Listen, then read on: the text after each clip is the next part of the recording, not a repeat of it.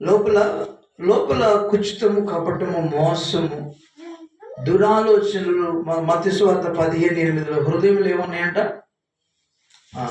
దురాలోచనలు, నరహత్యలు. మత్తయి సువార్త 15:8 చూద్దాం. మత్తయి సువార్త 15 హృదయం ఎలాగుందో, హృదయంలో ఏమున్నాయో తెలియజేస్తున్నాడు భక్తుడు. నోటి నుండి బయటికి వచ్చినవి హృదయంలోంచి వచ్చును, ఇవి మనిషిని అపవిత్రపరచును. మీరు గ్రహింపరా? దురాలోచనలు, నరహత్యలు, వ్యభిచారములు, వేశ్య సంగములు, వేశ్య గమనములు, దొంగతనములు, అబద్ధ సాక్ష్యములు, దేవదోషములు హృదయముల నుండి వచ్చును. ఏంటంటే ఇవి మనిషిని అపవిత్రపరచును, కానీ చేతులు కడుక్కొనుకు ఆ భోజనం చేయటం మనిషిని అపవిత్రపరచదని చెప్పారు. కాబట్టి హృదయం దేంతో నిండునంట? దురాలోచనలు, నరహత్యలు, వ్యభిచారములు, వేశ్యగమనములు, దొంగతనములు, అబద్ధ సాక్ష్యములు, దేవదూషణలు హృదయంలో ఉండి వచ్చు. ఇవన్నీ కూడా మనిషిని అపవిత్రపరిచేవి.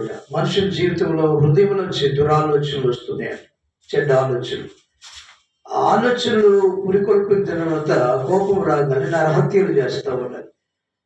ఆలోచనలు మార్పు చెందిన తర్వాత చెడ్డ ఆలోచనలు రాగానే వ్యభిచరిస్తూ ఉన్నారు. వేశ్యలను చూసి వారితో కూడా తిరుగుతూ ఉన్నారు. దొంగతనాలు చేస్తూ ఉన్నారు. అబద్ధ సాక్ష్యాలు, దేవుని దూషిస్తున్నారంటే ఇవన్నీ కూడా హృదయంలోంచి వస్తున్నాయండి. కాబట్టి శుద్ధ హృదయమా ఇది శుద్ధ హృదయము కాదు. కాబట్టి ఆయన మన ఎడల దయ చూపించట్లేదని అర్థం. ఇశ్రాయేలు ఎడల, శుద్ధ హృదయుల ఎడల యెహోవా ఎవరంట చెప్పండి? దయాళుడై ఉన్నాడు. కాబట్టి ఇవన్నీ మనం తీసివేసుకోవాలని, మనం వల్ల కాదు కానీ తీసివేసుకోవటం. ఏం చేయాలంటే మనం ప్రభుకు అప్పచెప్పుకోవాలి. ప్రభువా, నా హృదయం మోసకరమైనదని భక్తులు మాట్లాడుతున్నాడే. దినవృత్తాంతముల గ్రంథం 17:16-9 ఇలా మాట్లాడుతున్నాడు.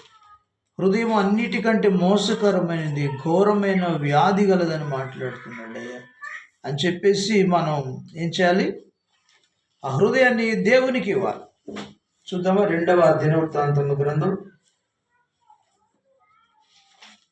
16:9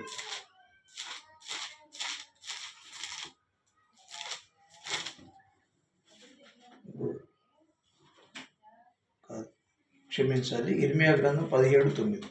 ఇర్మియా గ్రంథం 17:9.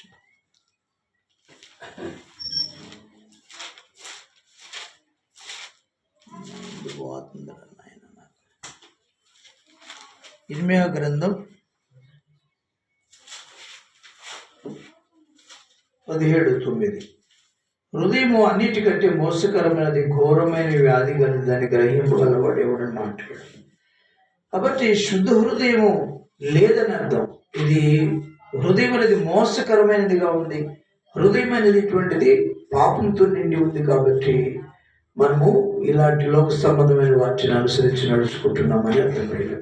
కాబట్టి వాటిని తీసివేసుకోలేవు. కాబట్టి నీ చేత కాదు. కాబట్టి నువ్వేం చేయాలంటే నీ హృదయాన్ని దేవుని చేతిలో ప్రభువా, దావీదులాగా ప్రార్థన చేయాలి. 51 కీర్తన 10 ఆయన ఎలా ప్రార్థన చేస్తున్నాడు? దేవా, నా శుద్ధ హృదయం కలుగు చేయమని ప్రార్థన. దావీదు ఆ అతిక్రమం జరిగిన తర్వాత ఆయన అంటున్నాడు, ప్రార్థన చేస్తున్నాడు, ఇక నా చేత కాదయ్యా, నన్ను కరుణించయ్యా, నన్ను క్షమించయ్యని ప్రార్థన చేస్తున్నాడు. 51వ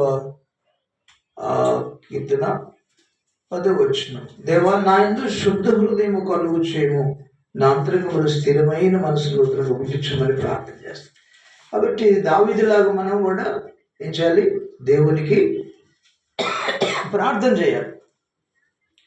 నిన్ను నువ్వు బాగు చేసుకోవడం చేత కాదు, నిన్ను నువ్వు స్వస్థపరచుకోవడం చేత, నిన్ను నువ్వు మార్చుకోవడం చేత కాదు. కాబట్టి